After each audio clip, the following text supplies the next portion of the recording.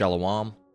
First and foremost, I want to give all praise, honor, and glory to the Most High, YAHAWAH, Bahashem, Yahweh Shai, Bahashem Rakakwadash. I want to say Shalom to YAHAWAH out there, pursuing this truth diligently. Coming at you once again with another lesson.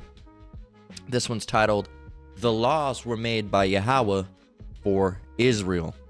All right, the laws were made by YAHAWAH for Israel. Now, this kind of, came to me through the spirit, power of Yahweh Bahashem Yahweh Shai. I was watching some videos today, some lessons by the Apostle Gabar. And let me go over to his channel here. And his channel, in case you're unaware of it, is Daily Edification 4. And there's a video right here. It was uploaded 4 hours ago, titled 7 Principles of Being a Hebrew Israelite Stoic. And it says, based on my experience. Now, I went ahead and watched the video. It's an excellent video. You should go ahead and watch it and apply it to yourself if you can. I struggle with a lot of those things as well. And it kind of got me motivated. I'll see if I can do it. I want to get, back, staying in shape. He mentions exercise is number 5 and number 4, watching your diet. So, and my diet and exercise, well, my diet's been atrocious. My exercise has been pretty much non-existent. So that's something that kind of motivated me to get back into it again, because I don't really have any excuses. It's not like a transportation issue or anything like that. I even went ahead and went as far as put a small little gym, humble gym, little tiny thing, $200-$300 from a Walmart, little some dumbbells, what do you call it, a barbell, all right, a squat rack and a little bench, all right, and then like the padding, like the kind of like the not yoga padding, I guess that's what they call it. It's like a padding, interlocking like puzzle padding that you put down on the floor.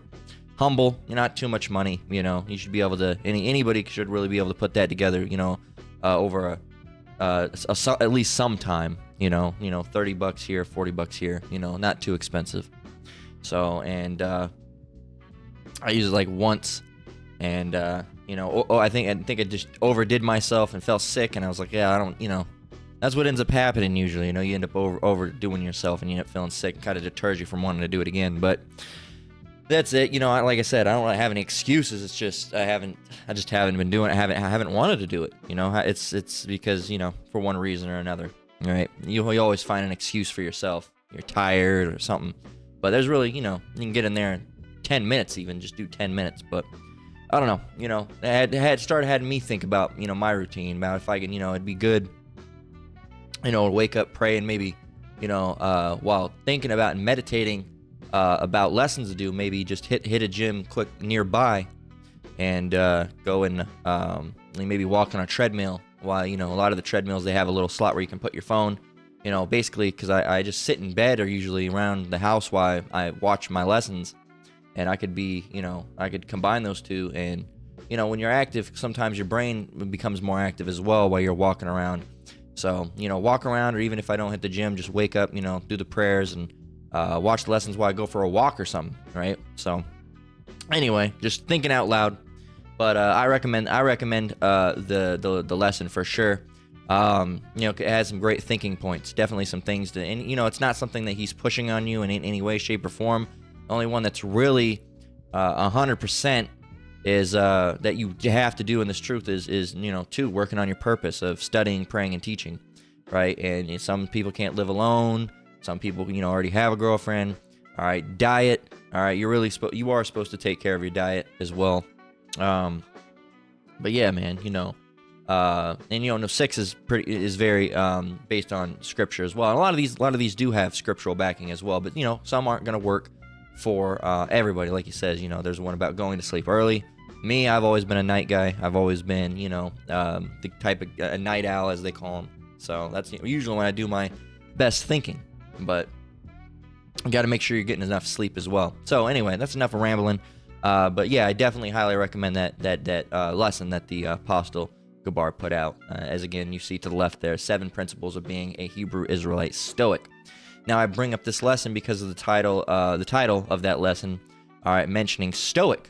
All right, So if you look up Stoic, you can see it was a Hellenistic philosophy from ancient Greece. All right, but it's really just a philosophy. What's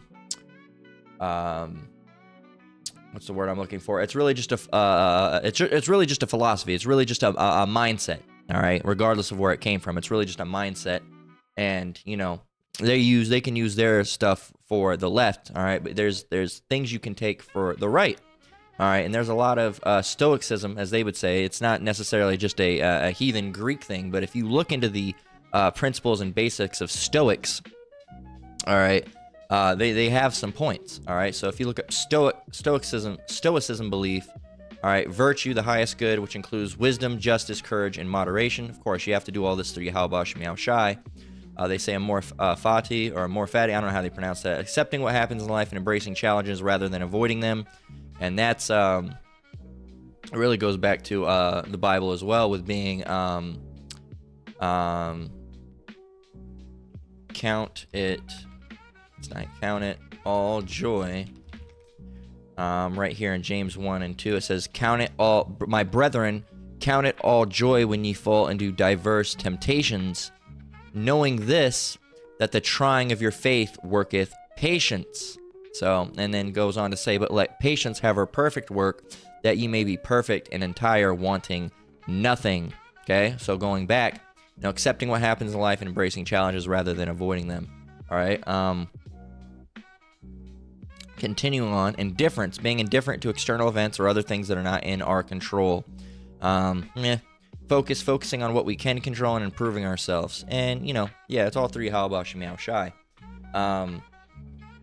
But they have some stuff in here that's ridiculous as well. But, you know, some of the points, hey, take what you can and leave what you can't.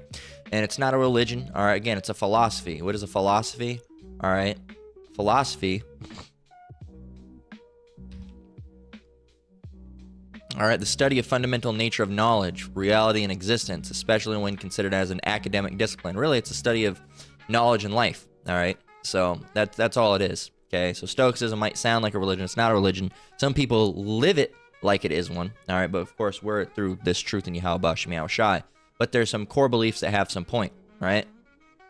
Another one that they talk about is not worrying about death all the time, which is a really good one to have. Yeah, there's a lot.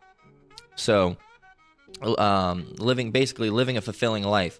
They believe that anybody can live a happy and fulfilling life despite the circumstances. And that's not always necessarily true. Again, take some, leave some, right?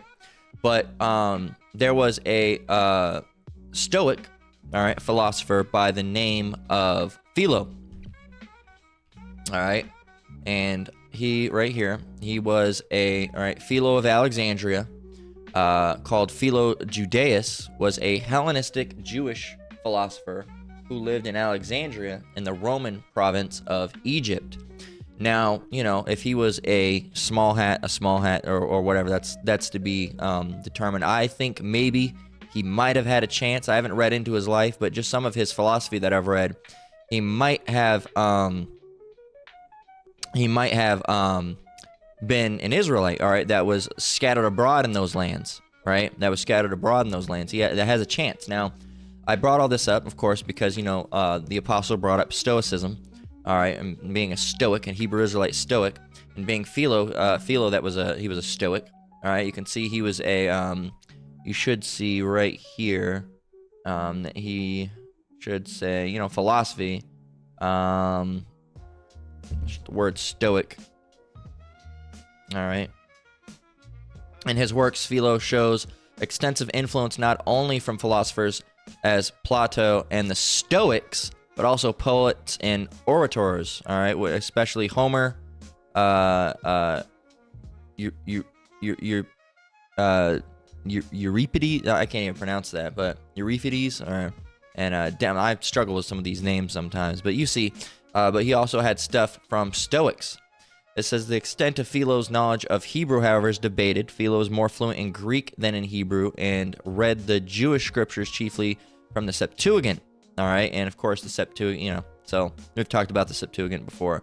But yeah, so he could have been a Gentile, you know, a Israelite foreigner scattered abroad in those lands. All right, and they could have considered him Jewish from some backing that he had. but says his numerous etymologies of Hebrew names were along the lines of etymologic midrash to Genesis and of earlier rabbinism, right? And they say after the codification of the Babylonian Talmud. So who knows? Again, history is subjective. So who knows how much of this is true and how much of it isn't? It says, although not modern Hebrew, philology, that's a word, says suggests some familiarity. Philo offers from some names 3 or 4 etymologies, sometimes including the correct Hebrew root. Descent is the origin of the name Jordan. However, his works do not display much understanding of Hebrew grammar, and they tend to follow the translation of the Septuagint more closely than the Hebrew version. So who knows? Might have been a Jake, might not have been a Jake. All right, and that's not really what I'm here to debate. I'm just saying it's something that could be the case. We don't exactly know. It's not like he's not necessarily here so I can weigh his spirit, right?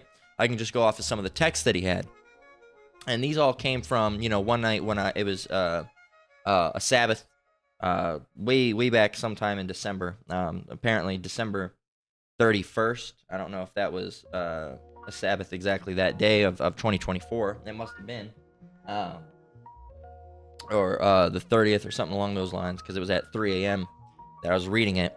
And I was basically on ChatGPT, and I don't remember what brought me into it, but some of Philo's works, all right, were coming up. I think I was initially researching Seneca. All right, he's a known Stoic.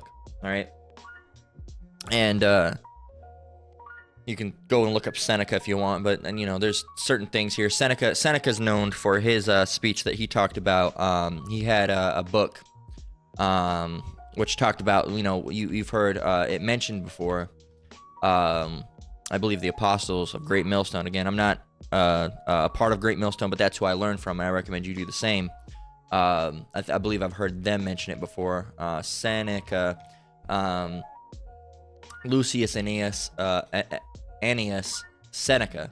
Okay, and he just went by Seneca the Younger. He was a Stoic philosopher of ancient Rome, and he was known for talking about with the Roman generals. I can't remember which one it was, or Roman leaders, about the slaves. And you know what? Instead of trying to butcher this on here, I'll just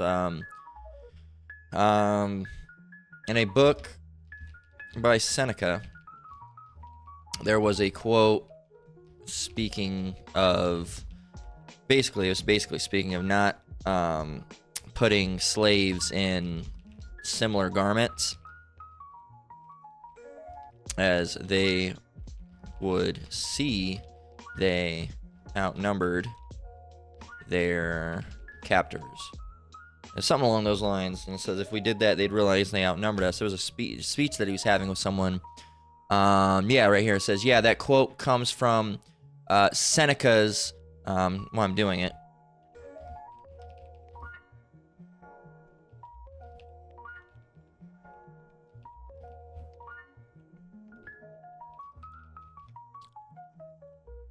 Yeah, so they're gonna quote it.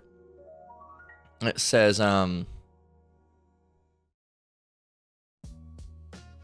anyway, it says, that quote comes from Seneca's letter 47 and moral letters to Lucilius. In it, he talks about the treatment of slaves and warns against mistreating them. The specific idea you're referring to is when he mentioned that that Romans give their slaves different coloring or different clothing to distinguish them, because if they all dress the same, they would. Because if they all dress the same, they would realize how many of them there actually were. The passage essentially highlights the idea of keeping people divided, whether by clothing, status, or other means, preventing them from recognizing their collective strength. It's a pretty sharp commentary on power and control.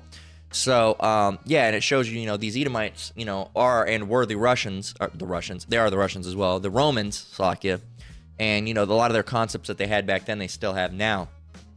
So, and you don't know how many of these philosophers, all right, were actually Jake, all right, that were just gone, all right, lost, all right, participating in other religions and different things like that, and had different ideologies, or how much of them were just Edomites, or not even Edomites, but maybe other nations in general. All right, we know Esau is the lowest of the low. They very often, not very often have a good thought. All right.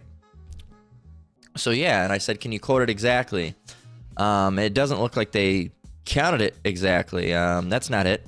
All right, that's not it at all.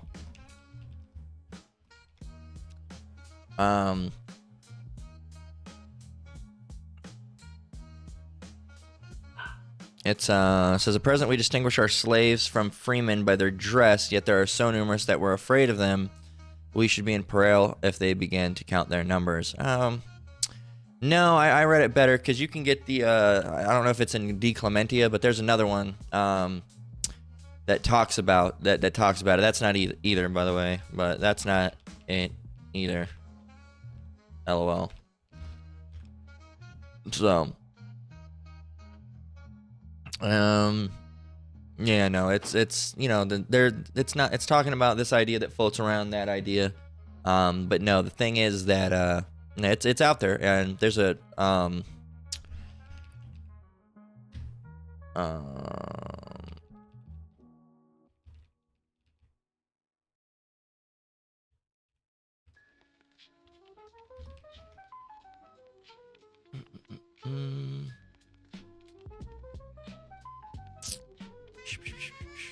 more letters to Lucilius, yeah. This is the book right here. English. They have these ones. These ones are pretty good. I was actually thinking about picking one of these guys up. They're these red books. I think the one's for Philo.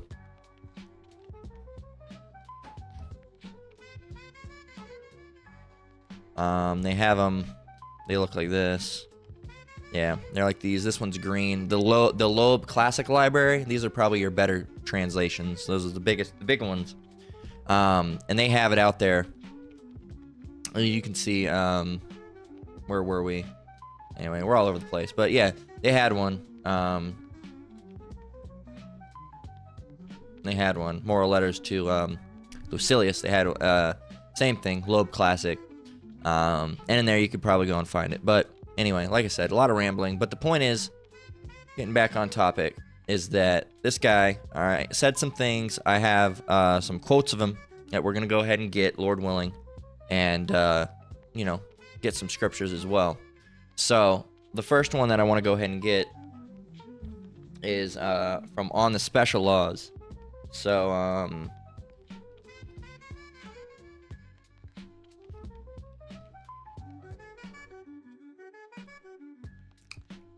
all right, so 1 and down here in 12. That's not it.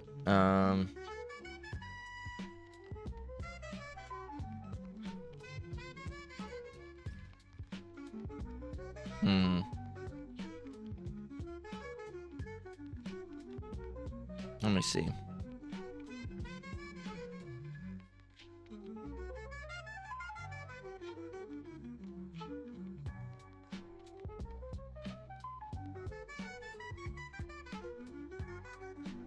Page view. Gotcha. Cool. Well, bear with me. I have them. I want to be able to, I have them saved. I could quote them if I have to because I have them screenshotted, but I don't want to necessarily do that. Kind of want to have them up. So book 1 and 12.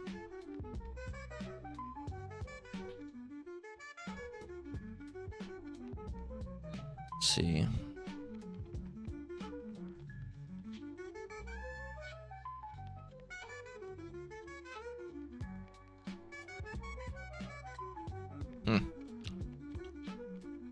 Bear with me. Book 1 and 12.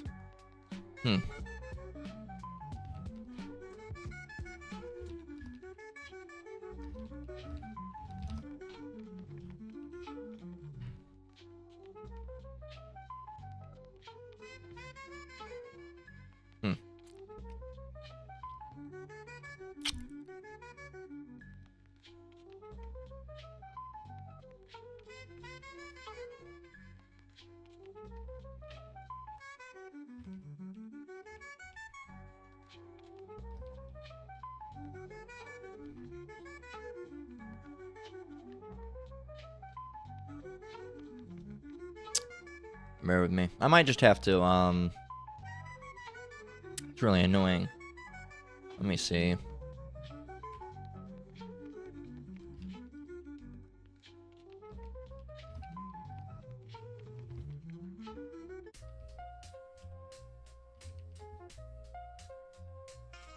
Legislator.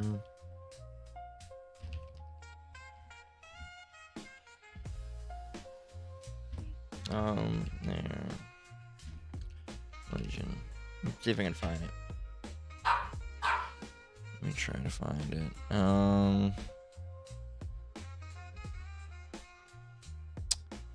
Interesting.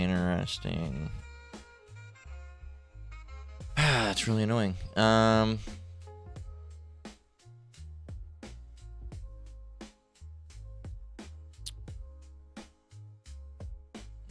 me see.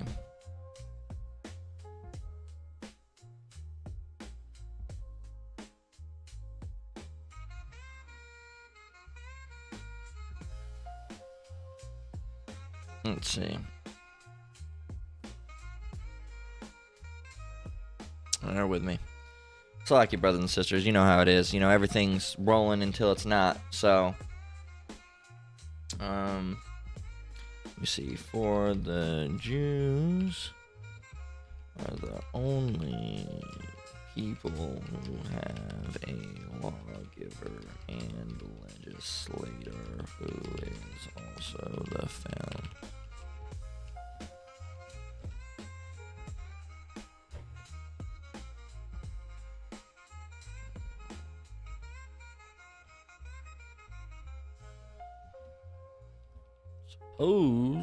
Supposedly, quote from Philo. You know, ChatGPT gets shit wrong, so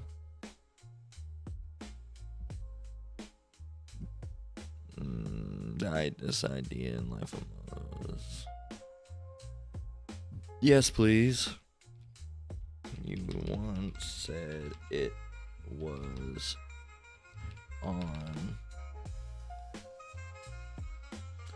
on special laws of one.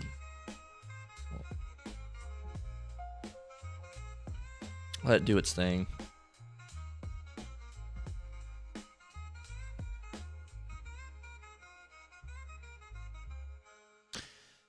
All right, we're not doing that. So what I'm gonna do is I'm gonna pause this real quick. I'm gonna send these over. So bear with me 1 minute.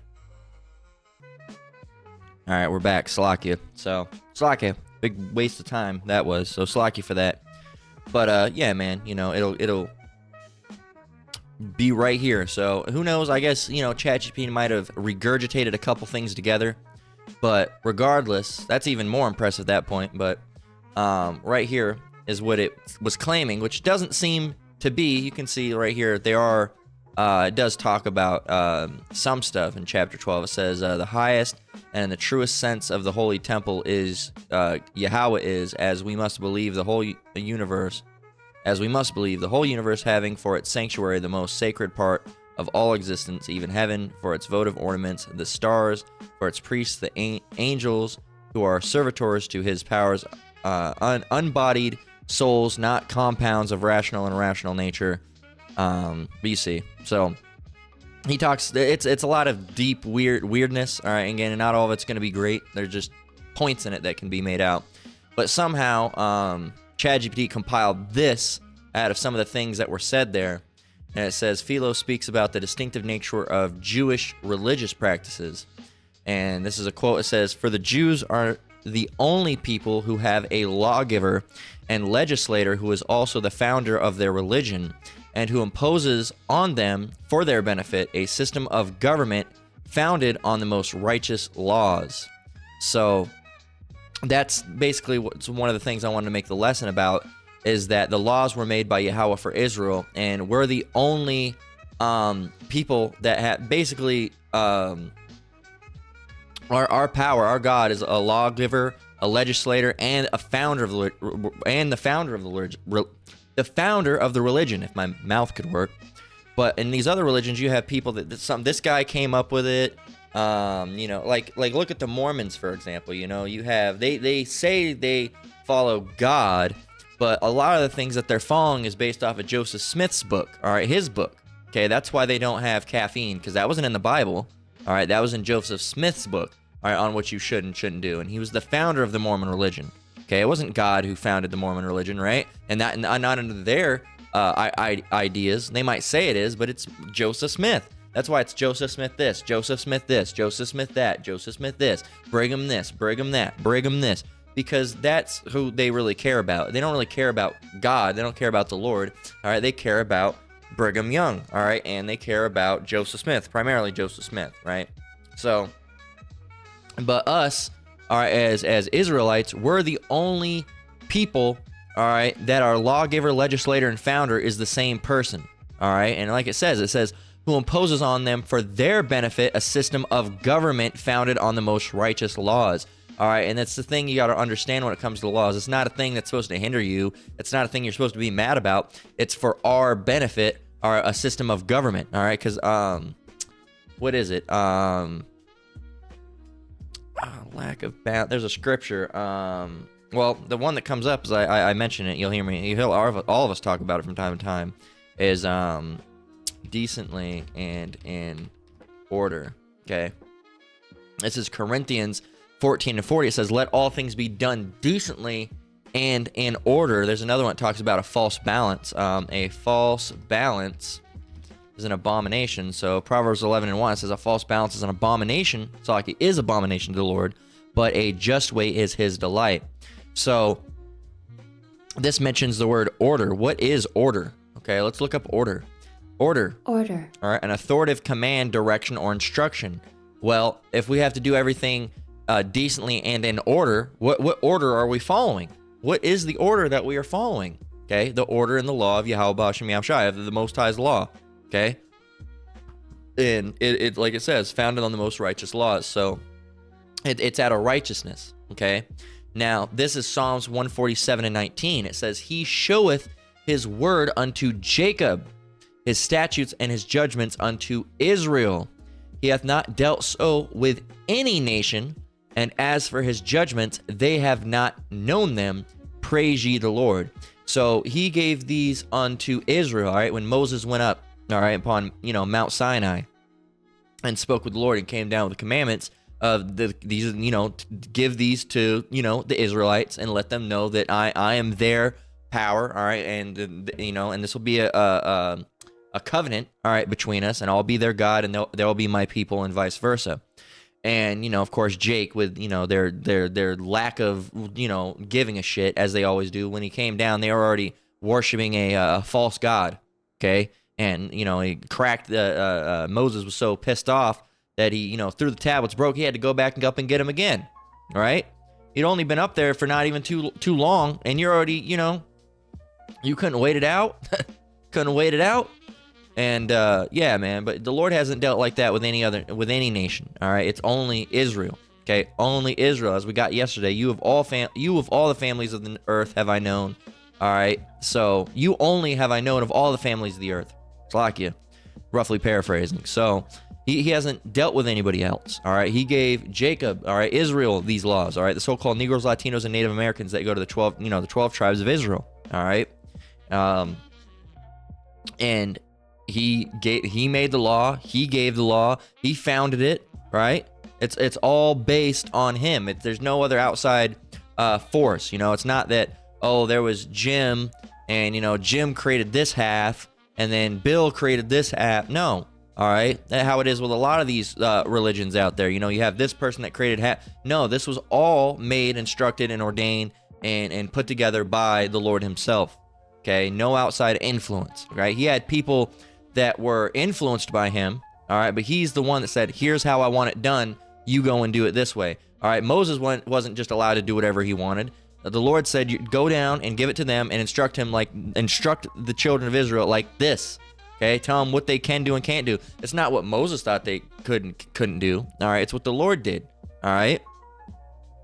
So, continuing on, there's that first part. Now, another one, is where do I want to go here? Let me see. and we'll continue on. And it says this one, and again, I think this is just ChatGPT regurgitation, but regardless, it's still edifying wherever it pulled this from.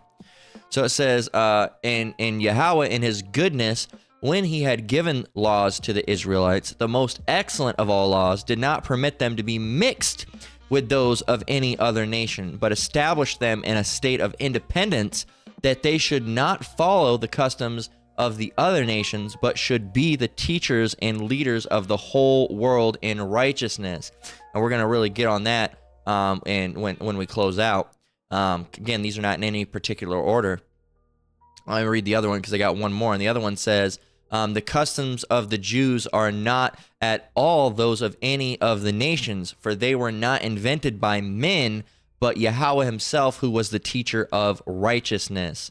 Okay, so it goes down here. It says these quotes emphasize Philo's belief that the Jewish customs, Israelite customs, let me change it and fix it, that Israelite customs are not divinely ordained and not, it's Satan right there, that Israelite customs are divinely ordained and not man-made. He stresses that Israelite religion and practices are a direct reflection of divine wisdom, and that's true. That is true. So going back over to here and talking about, where were we? Right here, talking about, the Lord being a lawgiver, legislator, and founder of this religion. I wanted to go ahead and get Deuteronomy 5:1. So let's go ahead and get that. So that reads, this is the 10 Commandments repeated, and Deuteronomy 5:1 says, and Moses called all Israel and said unto them, hear, O Israel, the statutes and judgments which I speak in your ears this day, that ye may learn them and keep and do them. All right. The Lord, our power, made a covenant with us in Horeb. Okay. The Lord made not this covenant with our fathers, but with us, even us, who are all of us here alive this day. There you go. So, and going, even going back to the Psalms 147 and 19, 19. The thing is that this is all done and created by the Lord. All right, nobody else had an outside influence of it. All right, it's not like the heathens where they're trying to scramble together and put something together on their own accord. No, the Lord laid it out. All right, He laid out the law. Okay, and that's why when we teach it, we're supposed to make it plain upon tables. Okay. He gave it to us. He laid it out. All right, we're supposed to do the same. And there's no one, it doesn't matter if someone comes along and says, I don't like the way that's done, we should do it this way. No, the Lord gave us the way to do it. All right, there's not supposed to be any, what's the word? What's the word I'm looking for? Give, for lack of a better word. There's not supposed to be any give in it or slack in it. Okay. It's supposed to be 100%. All right, not changing things. All right. Let's get that.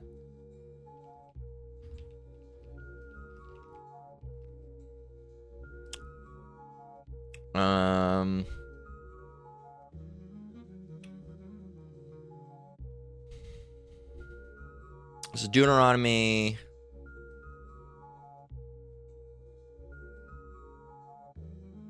4:2. Deuteronomy 4:2. It says, ye shall not add, let me go and see. This is Deuteronomy 4:1-2. Now therefore hearken, O Israel, unto the statutes and unto the judgments which I teach you. There you go. No one else did. For to do them, that ye may live and go in and possess the land which the Lord Yahawah of your fathers giveth you. Ye shall not add unto the word which I command you, neither shall ye diminish aught from it, that ye may keep the commandments of the Lord your power, which I command you. So you're not supposed to add and you're not supposed to take away. To further that, right here in Revelation 22:18-19, it says, for I testify unto every man that heareth the words of the prophecy of this book, if any man shall add unto these things, if any man shall add unto these things, Yahawah shall add unto him the plagues that are written in this book. Come on. There we go. And if any man shall take away from the words of the book of this prophecy, Yahawah shall take away his part out of the book of life and out of the holy city and from the things which are written in this book. There you go. So again, it's all through the Lord. All right. It's all through the Lord. Okay. It's not for you to decide what you want to do and what you don't want to do. It's you do it, you keep the whole law. All right, that's it. You can't choose bits and pieces of what you want to do and what you don't want to do. That's not how it works. All right.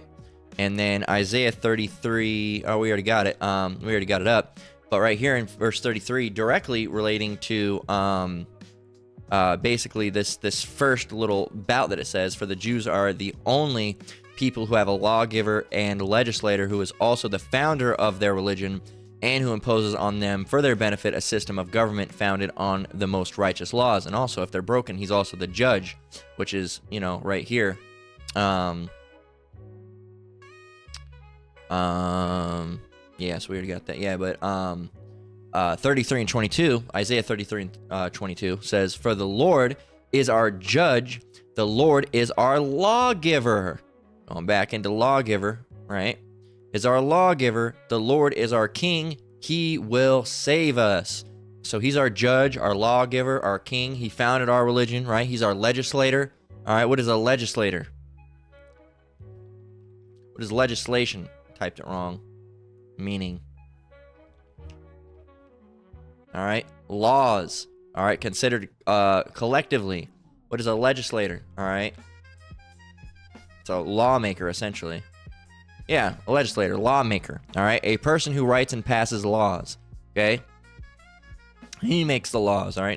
We don't make the laws. He makes the law. Moses didn't make the law. The Lord made the law. Moses just gave the law because that's what he was instructed to do by the Lord, right? So, and then finally, how long have we been going? Almost 40 minutes. Slacky. Some of it was quite a bit of the start was dead air time. So again, forgive me for that. You know how it is, you have something and then ChatGPT messes it up or whatever. You got to go and try to find the source. It's fine until you start up. That's usually how it goes, right? So slacky for that again. So Proverbs 29 and 2. This is really the, where were we? Right here at the end, it says, we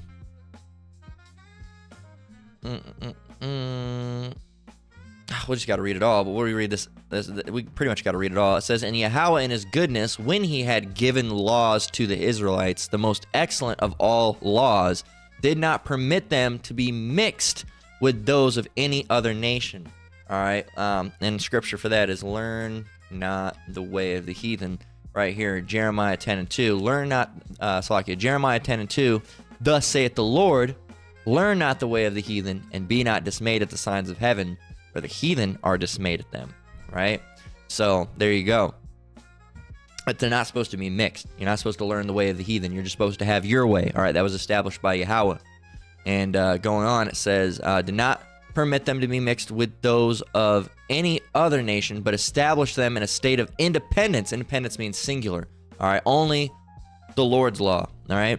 That they should not follow the customs of the other nations, but should be the teachers and leaders of the whole world in righteousness. So we're to be the teachers and what did it say? The teachers and leaders, all right, of the whole world in righteousness. That's how we're supposed to be being.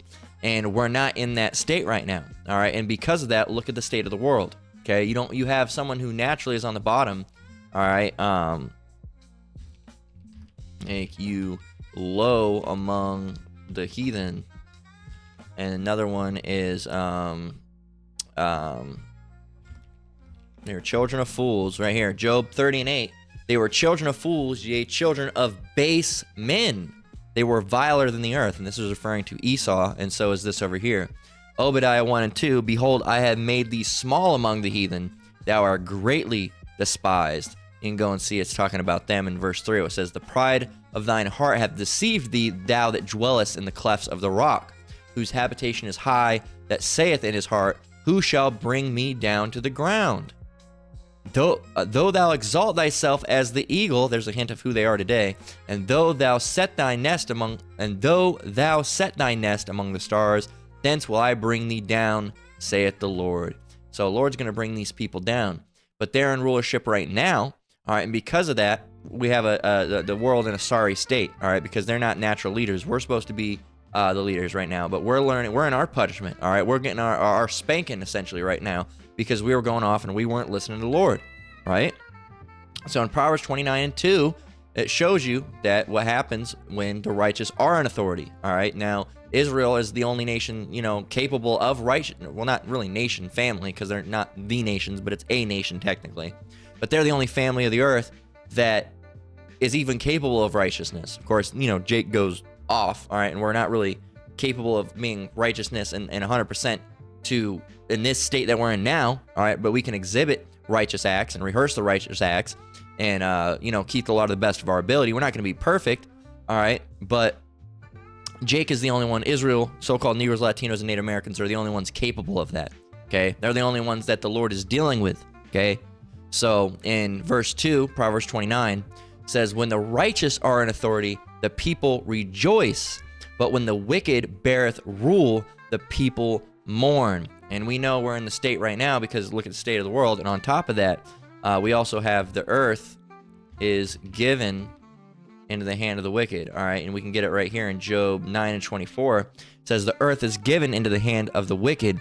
He covereth the faces of the judges thereof. If not, where and who is he? Now, you might be wondering, well, how do we know about Jacob and Esau? Well, there's a lot to it, but one of the big ones is we know that the earth is given in the hand of the wicked right now, and we know that the earth is on its way out. Well, not earth, but, this time is on its way out, all right?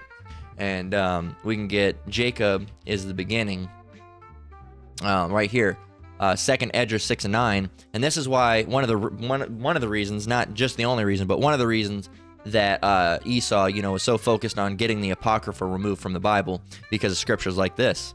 So 2nd Esdras 6:9, for Esau is the end of the world, and Jacob is the beginning of it that falleth. And when you play that in with the scripture that we just got, all right, Job 9:24, and you see that the people that are in authority right now are wicked, and you're like, okay, well, who's in authority right now? And you see the so-called white man, and then you see that the world's on its way out, and it's still the so-called white man, which now you can correlate to being Esau, Edom, and you see that Jacob's the beginning of that falleth. Well, that really paints a narrative that they don't really want, okay? They don't want that idea going out, okay? They want to be the only people capable of power, and that's just not the case, all right? The Lord is infinitely more powerful than them, but they don't want that idea going out. All right, they want you to obey their laws, all right, their statutes, all right, their commandments that they've made, all right. They command you to do this, to do that, all right. But those aren't the ones that matter to us, all right. Now we have to follow their laws, as in, we can't do some of our things that we used to do. For example, an adulterer would be put to death, or an adulteress as well, they'd be stoned to death. We can't do that, all right, in the place that we're in now. So, those people are kind of, doing better than they normally would back in the day, but the Lord's getting them back, without people even, the worldly people, without them seeing what's even going on, because they'll die in a terrible fire or, get their head sliced off in some type of conveyor belt or some crazy thing, and people will just see it as a freak accident, but they'll never really realize it as judgment, okay? So the Lord's getting those people back regardless if they can't be stoned or not. It's not necessarily through stoning as how it would have been back in the day. But yeah, man, we're here to follow the Lord, all right? No man or what they have to say, but YAHAWAH Shem Yahushai. So the laws were made by Yahweh for Israel, all right, for us to keep, all right, and he is, the legislator, the lawmaker, the judge, all right, and the founder as well, okay? So again, thank you, Thawada, for bearing with me through that lesson. A little rocky startup. Lord willing, it was edifying nonetheless. We're gonna go ahead and close it out there because that's really all I have to say about it. Like I said, again, Lord willing, there was some edification that was brought forth of this. But yeah, so with that, we're gonna close out. Again, I want to give all praise, honor, and glory to Yahweh, Bahashem Yahawashi, Bahashem Rakakwadash. I want to say shalom to you brothers and sisters out there. Keep enduring, keep the faith. We're almost out of here. Until next one, Lord willing. Shalom.